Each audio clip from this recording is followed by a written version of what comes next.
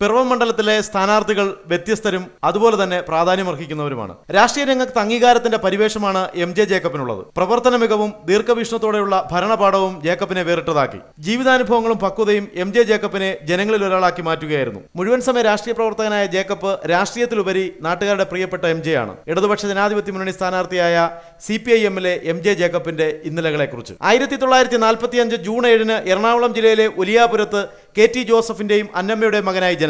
ഇംഗ്ലീഷിൽ ബിരുദാനന്തര ബിരുദം നേടിയ ജേക്കബ് സെൻട്രൽ സ്കൂളിൽ അധ്യാപകനായി സേവനം. അധ്യാപക ജോലിയിൽ നിന്ന് വിരമിച്ചതിനു ശേഷം മുഴുവൻ സമയ രാഷ്ട്രീയ പ്രവർത്തകനായി. 1979 മുതൽ 84 വരെയും 95 മുതൽ 2000 വരെയും തിരുവമ്പാടി പഞ്ചായത്ത് പ്രസിഡന്റായി. നിരവധി വികസന പ്രവർത്തനങ്ങൾ ഈ കാലയളവിൽ പഞ്ചായത്ത് പരിധിയിൽ പൂർത്തിയാക്കി. ഭരണരംഗത്തും വികസന രംഗത്തും തിരുവമ്പാടി പഞ്ചായത്ത് മാതൃകയാവുകയായിരുന്നു. ഒരു സ്ഥാനാർത്ഥിയായിട്ടാണ് ഇപ്പോൾ നിൽക്കുന്നത്.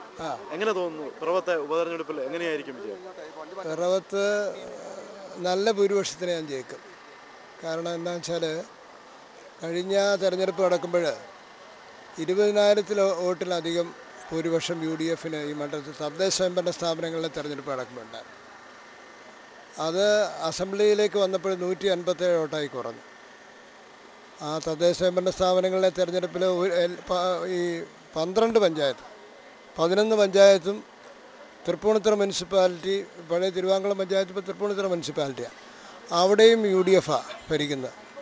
ഇപ്പോൾ ഈ ഇന്ന് പര്യടനം നടത്തുന്ന എലഞ്ഞിയിലെ ഒരു മെമ്പർ പോലും LDF-നില്ല. അങ്ങനെയുള്ള ഒരു മണ്ഡലത്തിൽ 20,000-ലധികം വോട്ടുണ്ടായിരുന്നത് 6 മാസത്തിനകത്ത് നടന്ന തെരഞ്ഞെടുപ്പിൽ 157 വോട്ടായി കുറഞ്ഞു.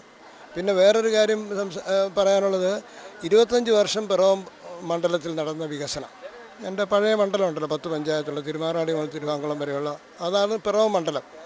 ആ മണ്ഡലത്തിൽ കഴിഞ്ഞ് 25 വർഷം നടന്ന വികസനവും 5 വർഷം നടന്ന വികസനവും ഈ പറഞ്ഞോണം അത് ചർച്ച ചെയ്യപ്പെടുമെന്നാണ് LDF ആഗ്രഹിക്കുന്നത്.